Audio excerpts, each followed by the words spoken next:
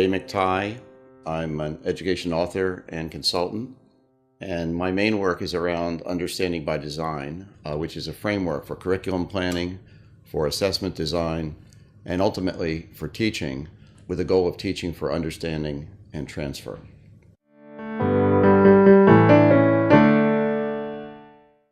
The key ideas in Understanding by Design are contained in its title, and there are two. Number one, we propose that we teach and assess for understanding and transfer. And some people would say, well, of course, doesn't every teacher want their students to understand what they teach?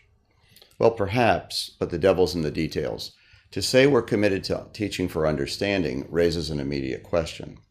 What's worth understanding in all of the content that we could teach?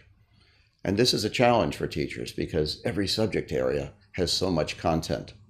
And there are also some things we value in school that transcend subject or discipline areas, like critical thinking, creativity, the ability to work with others.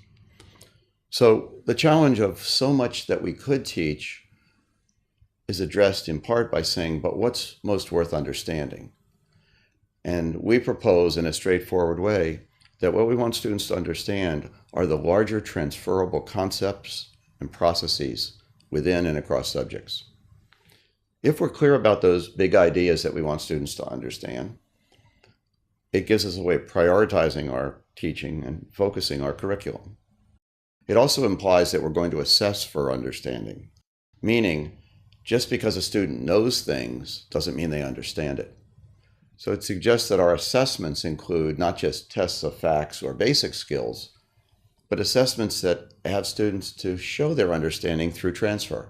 Can you use what you've learned in a new situation? Can you explain it in your own words? Can you teach it to someone else?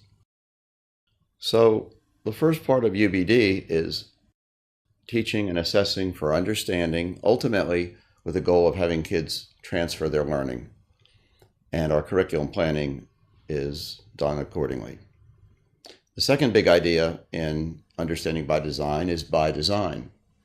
And we refer to a process that we call, quote, backward design, where we're planning backward from the end, and the end is understanding and transfer. Not covering content, not marching through textbooks, not doing fun activities only. We're teaching and assessing for understanding and transfer, and we plan backward for that. The idea of backward design or backward planning is certainly not new. We do it when we plan a vacation. We do it when we design a house. But in teaching, it's sometimes the case that teachers tend to get perhaps somewhat narrowly focused on all the material they have to cover or marching through a textbook. And that's not backward design. That's just covering things. So backward design is a way of thinking, a way of planning. And in UBD, we have a planning template that guides teachers in this process. Those are the two big ideas of Understanding by Design.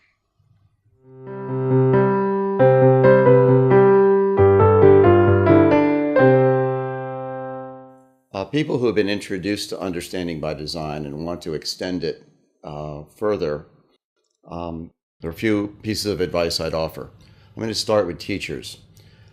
Understanding by Design is, I believe, a rich and effective planning framework for planning from curriculum standards or national curriculum or achievement outcomes. But it's not a simple planning framework.